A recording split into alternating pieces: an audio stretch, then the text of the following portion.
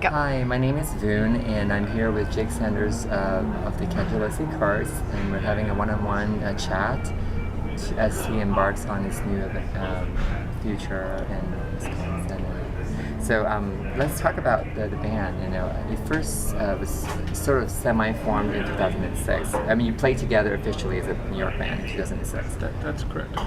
But you met Tamar Korn in 2003, correct? That's true, yep. And so you had said something about Treasures of the Sea was the name of the band that you guys played together? Yeah, well, we were playing, first we were doing gigs just with whoever was around, and like a lot of them weren't even billed, or then they were billed for a while just under like my name, her name, or we were playing with, you know, just loose associations of musicians, you know. And then we were playing for a while, as I said, in a group called Treasures of the Sea, which was a trio. We played a lot around New York, and then one of the members moved down to New Orleans, and then we were playing a bunch, kind of with groups of guys and players that became the Cangelosi Cards, but it wasn't called anything. And it was the clubs wanted to give us a name so that they could promote the shows better, and it was out of that, and in that period of time, that we started calling the group the Cangelosi Cards, kind of out of you know, we had pressure to name what was going on. And how did you come up with that name, Cangelosi Cards? It's such a unique catch. Oh yeah, we named the band after a friend of ours, that was his last name actually. Oh, okay. So the whole thing was he also in the band, or was he just somebody you knew? Yeah, just a friend, someone who was around a lot at that time. Oh, okay. So we named the group after him. And does the Cards was just sort of like a catchy sort of, does the cards mean anything with that, or just does he like to play cards, or you know, that sort of thing? Yeah, I guess I'll just leave it at that. It was born out of our friendship with him, and okay, cool. And we named the group basically. And how did you? Honor. Oh, okay, awesome. How did you gather the other musicians, like, you know, Cassidy and Matt and Mark? Sure, we met everyone through playing and gigging. Okay. Everyone we just assembled through being out all the time. At that time, we were playing 6 nights a week in the city, and playing a lot during the day on the subways and in the parks. And you know, you start to meet people quickly like that. You know, I mean, everyone's using the subways to get to gigs, and we'd meet people and just always tell them, hey, we're playing here, we're playing there. And our schedule would change a little bit, but we always, for months on end, we'd have a fairly regular thing, and then maybe 1 or 2 of the gigs would change to other places. But we were easy to find once you met us at that time, because we were working all the time and always out. And really just, and particularly with this kind of music, playing this old swing, it's like people that were interested in it, you know, it's not the easiest thing to find in the world, and so people would gravitate towards it. And so everyone was coming out to like hear us playing, and then anyone who also played would usually introduce themselves. And we played with lots of different people, but you know, slowly the right matches and fits came together to form the 8-piece group that recorded the first record, and most of the guys that recorded the second record as called well. The Clinton. Yeah, the Clinton Street recordings that we did in June of 2009. So yeah, I mean, like, I met Matt Musselman on a gig. I'd heard his name. Someone had said, you should hear this trombone player, he's really great. But then we met him at Banjo Jim's.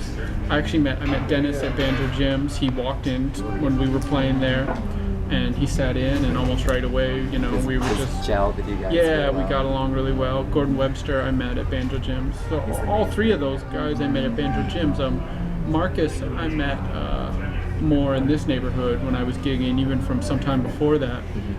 And he's the harmonica player. And he's the harmonica player, yeah, who ended up replacing Miguel Weissman, who was the original harmonica player. Okay. So really, we just met everyone from being out and gigging, playing music. In terms of the name of the first album, Clinton Street, is that a very significant street, or is it just a obscure name that came about? That's where we recorded the record. Oh, yeah, actually, where on is Clinton Street on the Lower East Side. Oh, wow, that makes sense. So we just called it the Clinton Street Sessions for, you know, it was exactly what it was. We did a few sessions over the course of a few different months. You know, it was probably only 3 days, but it happened at different times.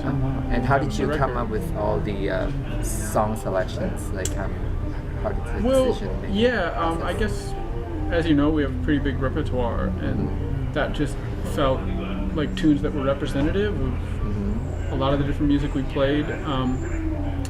And just songs that the band was playing really well at that moment in time. You know, I guess that's really That makes the sense. most I could say. You know, I mean, we're always playing so much music, and at any given few months, you know, maybe one set of 50 songs we'll be calling and playing a lot, and then 6 months later it'd be a different set.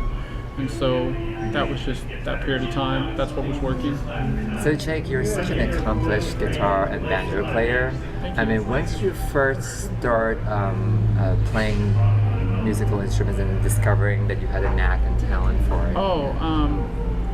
I started playing when I was 14, and right away I felt like that was what I wanted to do. I'm not saying right away I was great, but I felt like I was great. You know, I felt like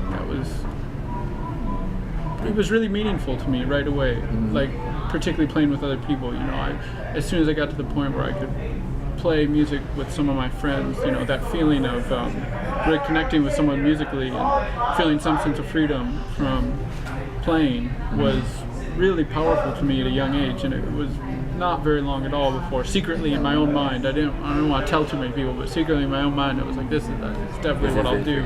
Yeah, just try to figure out how to, you know, make my way through the world doing this as much as I can. And I feel really fortunate things have worked out. Yeah. Were you self-taught, or did you also take lessons, and a combination of both? Everything's a combination of both, and you know, anyone who's self-taught, you know, no one really learns in a vacuum. Yeah. You know, but for all intents and purposes, like I don't have a formal education in music. I don't have a degree from college, and even growing up, I took like 3 or 4 guitar lessons, and actually my teacher kind of was like not the most reliable person. It's like he missed a couple, and then after that was it.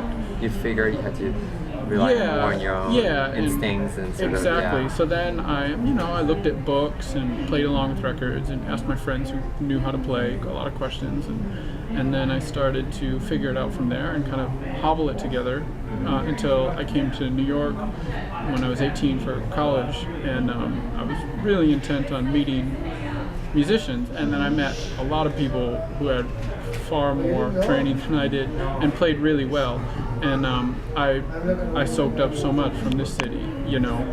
But you know, so yes, I'm self-taught, but I mean, I've learned so much from the musicians I've played with, and always asked a lot of questions, and just most musicians by and large are just very open about how they've learned and willing to teach, you know. So I've learned a lot from my friends, and a lot of the guys I play with now I'm still learning from all the time. I feel really organic, lucky. kind of They're like fantastic musicians, you know, and so they've taught me a lot.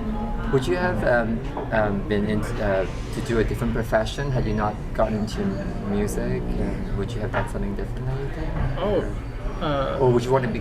Let me rephrase that. If you had not been a musician, what would you have liked to do as a profession? Perhaps? Oh wow, I don't know. I like gardening. I don't know if I can. Have you ever? I wanted to be an archaeologist when I was a little kid, but you know, I don't know. Maybe that's like old stuff, and I like old stuff. But you know, honestly, I didn't really think twice. From around the age of 14 or 15, when I was seriously thinking about doing anything in the sort of world, like destiny. I wanted to play, and, you know.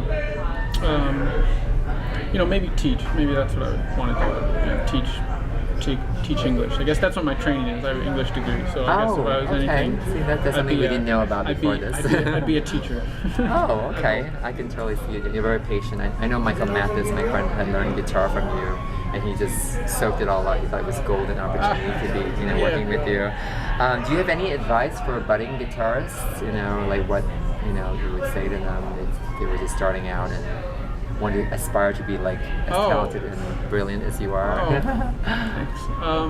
For aspiring guitarists, don't ever not love playing. I guess that's the biggest thing, is to just maintain your love of music and playing. And I think a lot of really great musicians that have a lot of training end up kind of burning out. That's what I hear more from like people that go through a system of learning, you know, go through a more formal education.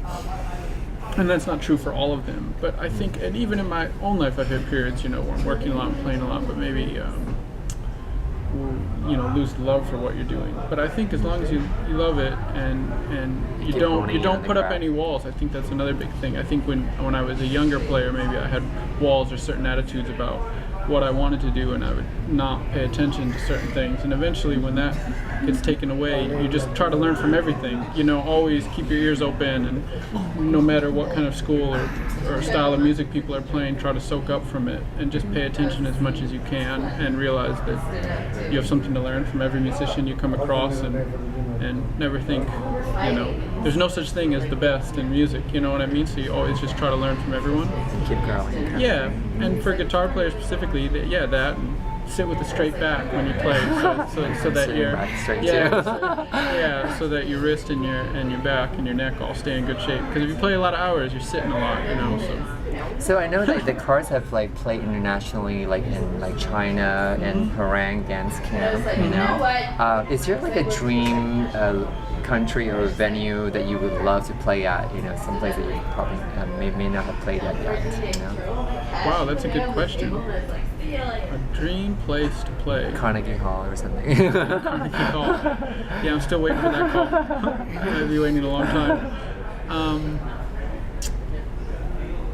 You know, I can't think of a place I wouldn't want to play. Mm-hmm. You know, really. I mean, that's all of that traveling has been really exciting. Mm-hmm. It'd be fun to play somewhere in the Middle East one day. You know, if that were ever a possibility, to bring this music there. I think this music is, you know, a good ambassador for things that have happened and on this part of the world. You know what I mean? It would be interesting to know, you know, some like random like exotic place has a following.